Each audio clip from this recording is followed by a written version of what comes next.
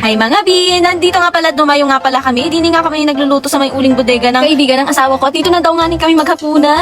Abahoy! Hi, it's me. I'm Sayami. So, good morning mga be. Haggard ko ngayon. Ang pangit natin. Laki ng ipon! Bago nga pala ako magpaayos itong aking tato, ito kung nakikita ninyo. Nag-request ako kasi malabo na siya Need niya Pwede naman tayo ibabalik talaga. Ngayon nag-request ako sa asawa ko na bilhan niya ako ng seafoods. Kakain muna ako ng seafoods bago ako magpatato ulit. Magpa-repair ng tato. Ang laki ng hipon. Perfect! Fully healed naman na kasi itong aking tattoo. Siguro kaya nag-blur siya dahil nga sa yung niya, heal process. Yan. Sa pag-heal process.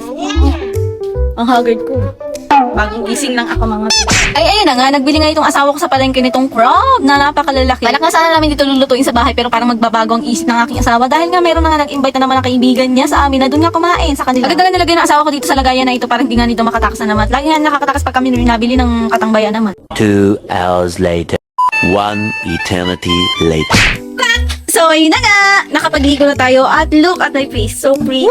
Ang taray ng inyong Sayami. Wait, Oh, yes. usado yan ha. Check out na, lalagay ko sa yellow basket.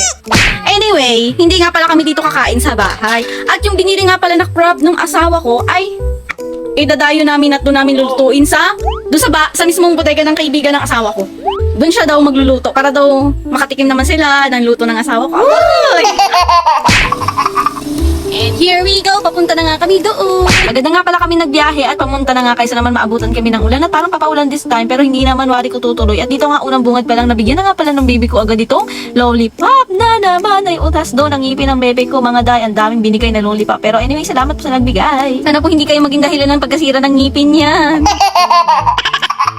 Way back time, gabi na nga pala dito mga be. At dito nga ni pala yung aking asawa ay nag-prepare na. At kung inyo nga ni pala mapapansin mga be, ay napakatatawa pala naman itong nabili ng aking asawang mga katangan. Ay hanggang lalaki. Tapos yung kulay orange na tinuro ko mga be, napakasarap ba yan naman. Ay ito nga, hindi nga lang siya solo nagaluto dito. Dahil meron pa siya ditong kasamang nagaluto nga ni na isang Chinese na babaeng friend din niya, na jowa ng friend niya. Ganon. At dahil nga naman sa nagalinis pa yung aking asawa, ay for the post lang tayo dito pang picture nga ni na mayroon man lang tayong may upload. Aba, uy, ganda-gandahan ka dyan be. Ito paldo nga tayo dito dahil marami tayo dito matitikman mga bet. Napakasarap pa yan naman ang luto. At ang nagluto nga pala nito yung Chinese na kaibigan yata niya. Sarap mga bi.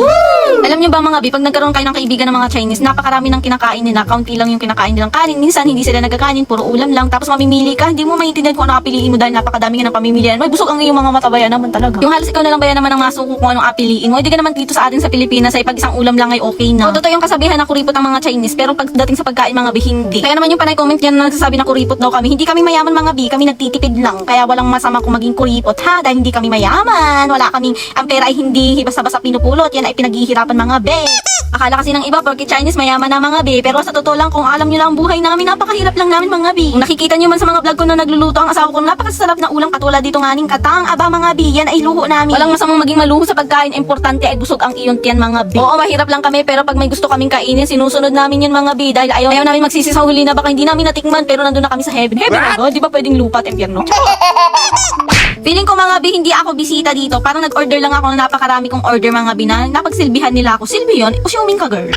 Ayun na nga mga bi, napakarami nga palang ulam na niluto nila. Napanigurado ang inyong mga mata ay busog talaga. Dito na nga nakaupo nga pala tayo at naka-ready to eat na mga bi. Pero bago nga ang lahat ay tayo iinom nga muna nitong ating gamot na pangmalakasan para nga ni tayo makakain ng seafoods. Talagang pinaghandaan ko mga bi at gusto ko talagang matingman yung katang. Ay nako po ay pag ako hindi nakakain ng katang at ako nakapag-prepare na nga ni ng aking tato ay nako po. Isang buwan ako maghatiis mga bi bago gumaling. Ay nako, bawal kasi yun kasi nga lalong nakati yun pag kumain ka ng malalansang pagkain. Kasi sugat yun mga be. Oh yes.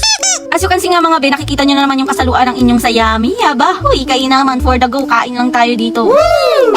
Anyway, nais ko nga muna palang i-shoutout si Seng Castillo Steles Riolo from Barangay Masaya, Buena Vista, Quezon na ngayon naman daw ay nasa Calamba City, Laguna. Ingat ka po dyan. At salamat na salamat po sa inyong pag-comment at panonood sa aking vlog. Thank you very much! Hindi na nga natin pahabain dahil busy naman ako dito sa aking paglalamon nga ni ng aking makakain dini na crab or anything else ko naman tawag. Ay nais ko lang naman na i-share sa inyo ang mga vlog ko nga ni na walang kwenta. Pero anyway, salamat sa inyong panonood. Kaya wag niyong kakalimutan mag-like and follow, share dito lang sa aking Sayami Vlog. Kaya naman hanggang dito na lang po. Kaya bye-bye!